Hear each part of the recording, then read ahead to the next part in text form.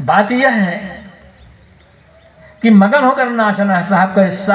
कहीं भी लोभ मोह आएगा, कहीं भी भ्रम आएगा, संदेह आएगा, आत्मबल कुचल जाएगा, आत्मविश्वास कुचल जाएगा, फिर जीवन का आनंद ले नहीं पाएंगे। धर्म वह है जो हमें प्रसन्नता से जीने देता है, भक्ति वह जो हमें प्रसन्नता से जीने का रास्ता बताती है। तुम मगन हो साहब तो होए निशंक मगन होए नाचो, निशंक हो करके मगन हो करके नाचो, मतलब पूरी प्रसन्नता के साथ खुल करके प्रेम के साथ अपना काम करो। बीजक में भी सदगुरु कबीर की साखी आई है ना, प्रेम पाठ का चोलना पहिर कबीर नाच। वहां भी सदगुरु कबीर नाचने को कहते हैं। और कैसे नाचने को कहते हैं? प्रेम रूपी कपड़े का अंगरखा बनाओ और प्रेम के कपड़े का अंगरखा बना करके पहनो और तब नाचो। तो प्रेम का तो कोई कपड़ा नहीं होता है, उसे कैसे पहनेंगे? लक्षणों में साफ बात करते हैं, मतलब जो करना, जो भी काम करना है प्रेम पूर्वक करो, श्रद्धा पूर्वक करो, भक्ति पूर्वक करो, समर्पित भाव से करो। समझ लें अभी मैं जो काम कर रहा हूं मेरे लिए दुनिया का सबसे महत्वपूर्ण काम इस समय यही काम है। हर काम को महत्वपूर्ण समझे, हर काम को महत्वपूर्ण समझे। अब तब देखें जीवन में कितना आनंद आता है। सदगुरु कबीर के मन में कभी हीन भावना नहीं आई।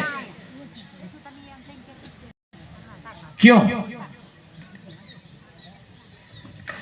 सब जानते हैं साथी विकास प्रधान साहब कितना पढ़े लिखे कोई पता नहीं, पालन पोषण कहाँ हुआ? एकदम गरीब के घर, निरुनिमा जो के घर, एकदम गरीबी का माहौल और गरीबों का मोहल्ला, वहां उनका बचपन बीता।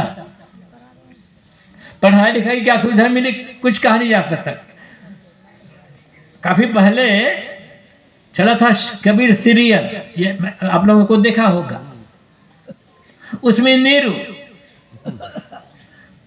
5 साल के कबीर को लेकर, साथ लेकर एक मौलवी के पास जाता है कि मौलवी साहब ये बच्चा पढ़ना चाहता है, इसे आप पढ़ा लें। मौलवी कहता है दुल्हे का बच्चा पढ़ेगा तो कपड़ा कौन बुनेगा,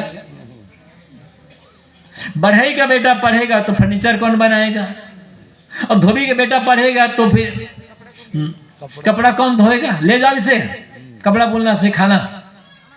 तो कबीर साहब पढ़ने लिखने क्या सुविधा मिली? कुछ नहीं, पैसा कहे कुछ नहीं, समाज ने क्या कुछ नहीं। अकेले कबीर साहब ने पूरा एक आंदोलन खड़ा कर दिया था। क्यों? उनके पास सत्य का बल था, आत्मविश्वास का बल था, अपनी साधना का बल था, अपने ज्ञान का बल था। और मैं कहा करता हूं उस जमाने में, आज से 550 साल पहले, जब कोई साधन नहीं थी, न गाड़ी, न मोटर, न रेल, न ये फोन, न टीवी, न अखबार, न ये न वो, कुछ नहीं था उसमें। बिल्कुल अंधकार जैसा युग था। उस जमाने में जब कोई सुविधा नहीं थी, तब अकेले सदगुरु कबीर ने तो काम करके दिखा दिया। अब भारत के करोड़ों कबीर मिलकर वो काम नहीं, भारत के करोड़ों कबीरपंथी मिलकर के वो काम नहीं कर पा रहा है। अब गणना करोगे तो भारत में कबीरपंथियों की संख्या कई करोड़ हो जाएगी, और कई करोड़ कबीरपंथी मिलकर के उतना काम नहीं कर पा रहा जितना अकेले सदगुरु कबीर ने किया था। क्यों? कबीर के पास क्या था पता है ना? न पढ़ाई, न धन, न समाज, न कोई ईश्वरीय ग्रंथ, न कोई ईश्वरीय महापुरुष, न कोई अवतार, न कोई देवता, कोई नहीं था। अकेले कबीर थे। सदगुरु कबीर अपने साथ थे केवल।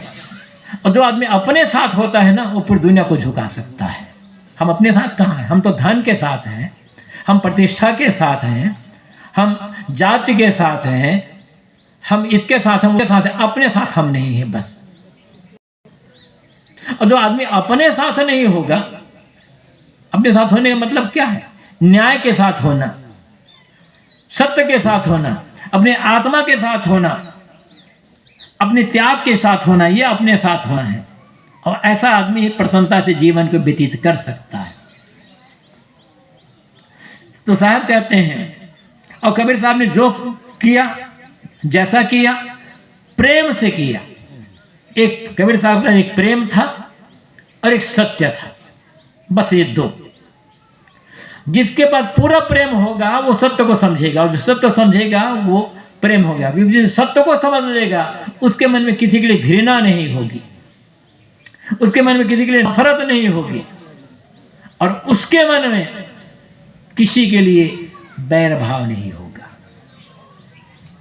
यही इंसानियत, ये धर्म है, यही भक्ति है।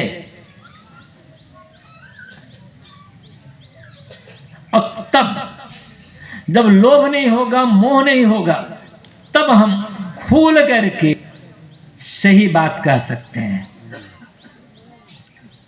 कई साल हो गए, भोपाल में गांधी भवन है,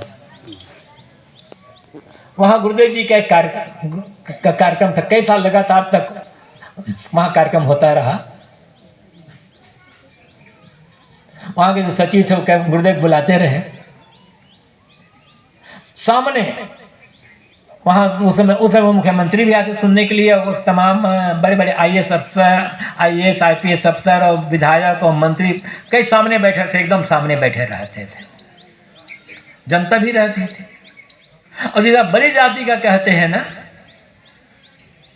वे लोग भी बड़े थे। और खोल करके गुरुदेव जी नाम ले करके एकदम ये जात पात का ये खोल कर खंडन करते थे। तो एक दिन गांधी भवन के सचिव जो आयोजक है कार्यक्रम के, उन्होंने गुरुदेव से कहा, साहब जी आपके सामने बड़े बड़े आईएएस अफसर, आईपीएस अफसर और विधायक और मंत्री बैठे रहते हैं, और सब बड़े जाति वाले होते हैं, इनके सामने इनके इतना खंडन करते हैं, आपको डर नहीं लगता है? तो गुरुदेव उनका नाम लेकर, भार्गव जी एक ही बार तो मरना पड़ेगा, कोई और क्या कहेगा, ज़्यादा से ज़्यादा 2 बार तो मरना नहीं। तो जिसे मरने का भी डर नहीं होगा ना, वो कह सकेगा सही बात। और सदगुरु कबीर क्या कहते हैं, जही मरने से डरे मेरो मन आनंद, कब मरियो कब पाइयो पूर्ण परमानंद। इतना तो विश्वास के साथ कहने वाला अकेले कबीर साहब मिलते हैं।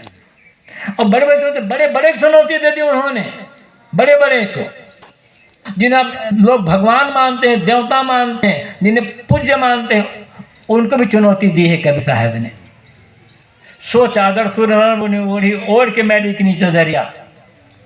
इस शरीर की चादर को सूर नर मुनि सबने ओढ़ करके मैली कर दिया, लेकिन दास कबीर जतन से ओढ़ी जो क्यों धन कर। अकेले कहने वाला पूरी दुनिया में कबीर साहब है, वो हम क्या ऐसा कह सकते हैं? मैंने बताओ, कबीर साहब का अनुयायी हो करके हमें ये सोचना है हमारे जीवन में कितने दाग लगे हुए हैं। तो हम दाग पर दाग, दाग पर दाग, दाग पर दाग। हम कबीर साहब का अनुयायी कहाँ? बाहर बात है हम कबीर साहब का अनुयायी हैं, बस।